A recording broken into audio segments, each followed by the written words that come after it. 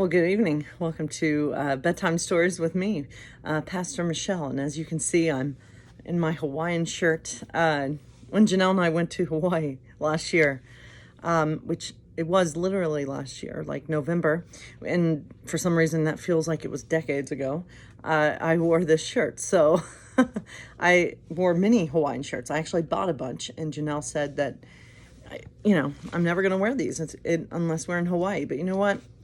I don't follow the rules, so I'm wearing these even if we're not in Hawaii, right? So I do hope everyone's doing okay.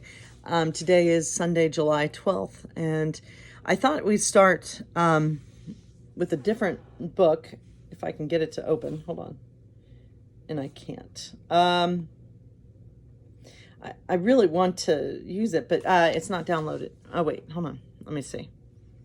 So it's a book called Anti-Racist Baby, and I'm going to read to you that first, and then we'll read the Disney story. And so this is called Anti-Racist Baby, and if it will work. Okay, so here we have reading tips. All right, I know it's backwards, and I apologize for that, but let's just get right into it. Anti-racist baby is bred, not born. Anti-racist baby is raised to make society transform. Babies are taught to be racist or anti-racist. There's no neutrality. Take these 9 steps to make equity a reality. Number 1, open your eyes to all skin colors. Anti-racist baby learns all the colors, not because race is true. If you claim to be colorblind, you deny what's right in front of you. There you go. 2, use your words to talk about race. No one will see racism if we only stay silent. If we don't name racism, it won't stop being so silent. Call it out.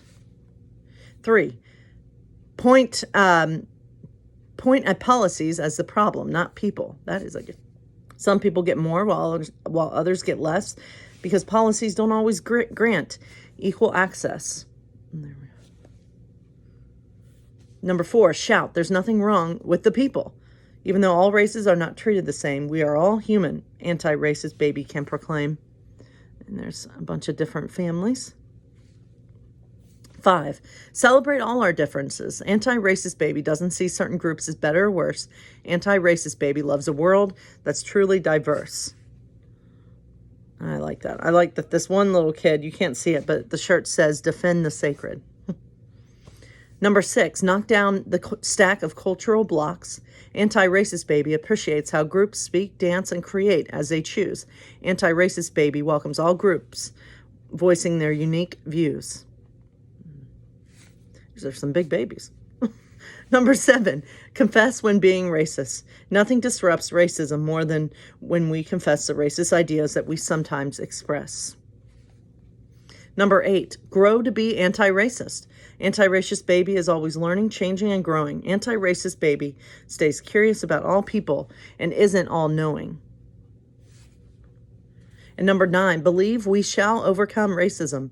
Anti-racist baby is filled with the power to transcend, my friend, and doesn't judge a book by its cover, but reads until the very end. Anti-racist baby is bred, not born. Anti-racist baby is raised to make society transform.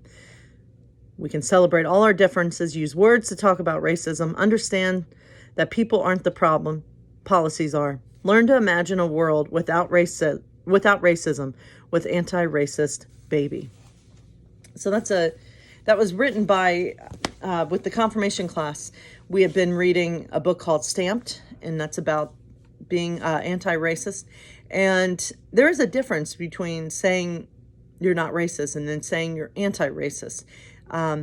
Because anti-racist is really striving to really live your life in a way that truly reflects that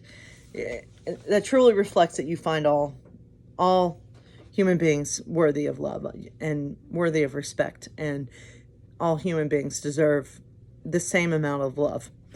So anyway, that's just that story for tonight. And for all my David's Church friends and all my friends out there, I hope you're doing okay. I know these are trying times, but But it's important. I've been doing a lot of reading on race and being anti-racist, and it's just been eye-opening.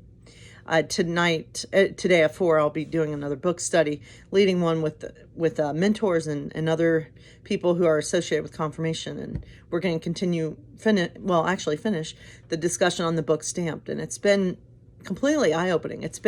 I feel like it's knocked down walls for me in my head, I don't know, things I had in my head. Like, for example, I never really knew how racist the movie Tarzan is, or Planet of the Apes, or Rocky. And I don't know, the book has been amazing because it's come in and shattered things I thought I knew, or thought I understood. And turns out I don't. So I think that's part of our goal, is to continue to have prejudices, assumptions about other races, continue to have those stereotypes just smashed to pieces. So anyway, that's just some thoughts. I do hope everyone had a good week. I do want to finish off with the Disney story of the night. And so the Disney story is going to be coming to you from the movie Sleeping Beauty, and it's called Berry Picking. So let's hear it.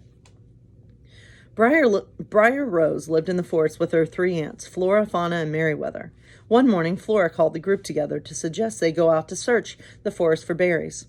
"What a wonderful idea," said Briar Rose. "Yes, indeed," said Merryweather. "If we pick enough, we can make a berry pie." "If we pick enough," declared Fauna, "we can make enough jam to last us through the whole year." "Well, we'll never have enough if we don't get started now," said Flora. And so they gathered their berry baskets and set out. The 4 berry pickers followed a shady path through the forest until they came upon a thicket bursting with berry bushes. Without delay, they got to work, but just because they got to work didn't mean their baskets actually got full. Merryweather, for one, had a terrible time keeping her basket upright. Every time she bent to pick another berry, her basket tipped and outspilled all but 2 or 3 berries. Fauna, on the other hand, had an entirely different problem, keeping her berries in her basket. Somehow they kept finding their way into her mouth. As for Briar Rose, her heart and mind were miles away from her berry basket, dancing in the arms of a handsome stranger. "All right, dearies," Flora called as the sun began to sink. "It's time to start back to the cottage. Let's see what we've got." Well, I don't seem to have many berries in my basket," Merryweather said. Flora rolled her eyes and moved on to Fauna. "Well, let me guess," as she looked from Fauna's empty basket to her purple mouth. Yes," Fauna said as she guiltily dabbed at a drop of juice on her lips. Flora sighed. "What about you, Briar Rose?" she asked hopefully. But Briar Rose just looked down sheepishly at the empty basket in her hands. "I'm sorry, Aunt Flora," she said. "I guess I got a little bit distracted." "Well," Flora said, shaking her head, "no berry pie for us this week, I guess." Then she shrugged. "But we can always have chocolate cake instead." That is true. Chocolate cake. Who loves chocolate cake? Who loves chocolate?